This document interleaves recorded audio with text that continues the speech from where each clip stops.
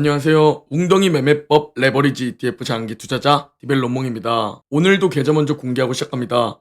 미국 직투 계좌는 137% 수익률과 2억 5,100만 원 수익 중인 상황이며 국내 계좌는 182% 수익률과 7천만 원 수익 중인 상황입니다. 여기에 두 번째 계좌 1,200만 원 수익과 환차익, 그리고 비트코인 66% 수익률과 8천만 원 수익까지 드디어 4억 수익을 뚫고 올라가주며 제 금융자산 역시 역대 최고치를 달성했습니다.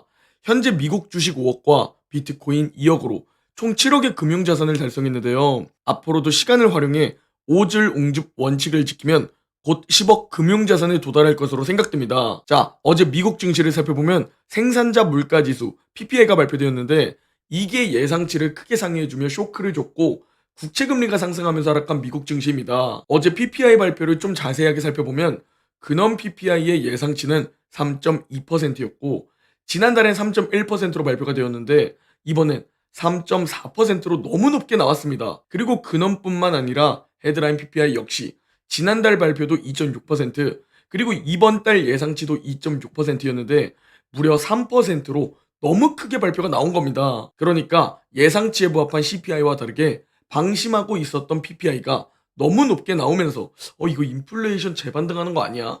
라면서 일단 팔고 튀자 라는 매도세가 나왔습니다. 그러나 전 어제 PPI 쇼크에 대해 아무것도 하지 않고 그냥 가만히 있어야 한다고 생각합니다. 왜냐면 PPI 쇼크가 시장에 제대로 반영되었다면 12월 금리 인하 전망 확률이 내려가야 하는데 사실상 여전히 12월 금리 인하 전망은 압도적으로 높습니다. 그렇다면 왜 그런지 우리가 살펴봐야겠죠? 사실 PPI보다 중요하게 바라보는 게 바로 CPI와 PCE 물가지수죠.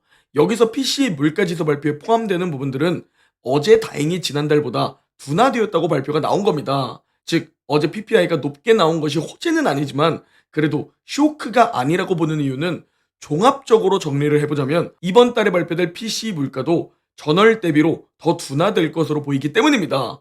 물론 전년 대비로 바라보자면 둔화세가 멈추고 고개를 들 것으로 보이지만 전월 대비로 봤을 때 결국 인플레이션은 서서히 잡혀가고 있다 라고 좀 큰 그림에서 바라볼 수 있기 때문입니다. 그러나 전 내년 1, 2월에 웅덩이가 오지 않을까 라는 가능성에 대해 공유드려오고 있죠. 1월엔 그럴싸한 이유들이 찾아올 수 있습니다. 일단 12월에 금리 인하 확률이 높지만 아쉽게도 1월엔 쉬어갈 수 있다는 점입니다. 큰 그림에서 바라보자면 천천히 점진적인 금리 인하가 주식시장에 좋겠지만 막상 그럼에도 불구하고 주식시장은 1월에 만약 정말 금리 동결을 하면 조정 핑계를 가지고 웅덩이가 파일 수도 있다는 생각입니다. 그리고 1월 금리 동결이 될 때 비슷한 시기에 트럼프 취임식도 있다는 점이죠. 어제 영상에서 마크 미너비니는 연말 새해 랠리가 펼쳐지고 트럼프 취임식 전후로 랠리가 멈출 수 있다 라는 의견을 보여주었다고 공유드렸죠. 실제로 과거 계절성 데이터를 살펴보면 대통령 취임식 전후로 선반영으로 인한 차익 실현이 나오든 취임식 후 재료 소멸로 차익 실현이 나오든 높은 확률로 취임식 때 웅덩이가 찾아오더라 라는 데이터를 볼 수 있습니다. 그리고 이 그래프를 좀 더 자세히 살펴보면 대통령 취임식 후 단기적으로 웅덩이가 파이거나 옆으로 횡보하는 시기가 왔었다는 것도 볼 수 있죠. 그러니 우리는 이 웅덩이 기회를 잡을 준비를 지금 해야 합니다. 지금은 우리 오즐옹줍 투자자에게 계좌 상승을 즐기는 오즐 구간입니다. 또한 다음 주부터 12월 최고의 2주가 시작됩니다. 이렇게 흘러갈지는 알 수 없지만 12월 계절성 주가 추이 그래프를 보면 12월 15일 이후 연말 랠리가 찾아왔습니다. 그러니 장기 투자자에게 지금은 역시나 매도할 때가 아니라고 보고 있습니다. 자, 지금까지 좀 몇 달, 몇 주 정도 단기적인 뷰를 설명드렸고 이젠 중기적인 관점으로 멀리 좀 바라볼까요? 작년과 올해 미국 주식은 2년 연속 20% 이상 상승한 상황입니다. 과거 데이터를 살펴봤을 때 3년 연속으로 크게 상승하는 것은 솔직히 쉽지 않다는 생각입니다. 대부분 2년 연속 크게 상승하면 3년차 때는 좀 빌빌기는 경향이 있는데요. 그러나 딱 한 번 예외인 경우가 있었습니다. 바로 1995년 연착륙 골디락스 시기입니다. 이 시기는 4년 동안 20% 이상 상승했던 역대급 강세장이 찾아왔던 시기입니다. 그래서 우리가 좀 중기적인 관점에서 바라보면 지금은 경제가 계속 잘 버텨줘야 하고 인플레이션 재반등 없이 둔화되어야 하는 연착륙을 우리는 희망해야 하는 겁니다. 그리고 요즘 이런 얘기들도 많이 들립니다. 9일 연속으로 하락한 종목이 상승한 종목보다 많은 상황이다. 그리고 이런 경우는 2000년 이후 단 3번만 있었는데요. 불안하게 닷컴 버블 시기, 리먼 브라더스 시기, 2011년 하락장, 2018년 하락장이었다는 점입니다. 그래서 이런 부분들이 좀 걱정되실 텐데요.